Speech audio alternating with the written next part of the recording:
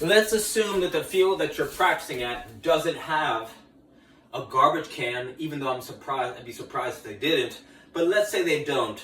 You can order a $20 tiny brute barrel or a little basket like this, right? And so what the barrel game helps players do is juggle the ball with forward ambulation. Forward ambulation just means moving forward, right? Walking forward. And so it's like Drumline. If you remember the movie Drumline, it's like Nick Cannon, he's trying to show up his instructor, but then the headmaster comes and says, you got to follow before you lead, and then he starts having him drum as he's walking forward. A lot of players, they can juggle, right? They can juggle while standing, but if you have them, challenge them to move forward at a target, it really challenges them on the next level and helps them orient themselves in the game, take the ball out of the air, and then head to a target, usually the goal. Right, so the progression is right foot with a bounce,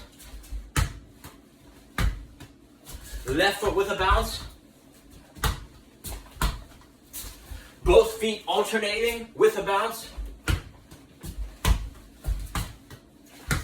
right thigh, left thigh, both thighs alternating, and then lastly, any part of the body that you want with or without a bounce, right? So you could look like this. Right, so, and you can have all your kids circle around this garbage can or brute barrel or basket, and it's going to be chaos, right? It's going to be bumping into each other. Ball's going to be everywhere. I would have some kids crying because they couldn't get the ball into the barrel because all these other kids would be going through the progression. And so why this game is great is because players who are more amateur, who are not as developed, they can start closer to the barrel and start with the ball in the hands. Players who are more advanced, they could start further away. They could start with the ball on the ground, and then you could start to incorporate, balls like tennis balls in the hands, golf balls in the hands. So it scales to players of different abilities, and this is a fun game you do with your kids at home, and right anywhere where there's a garbage can, it can turn into this barrel game. It's a beautiful thing, and so this is like one of the most fun.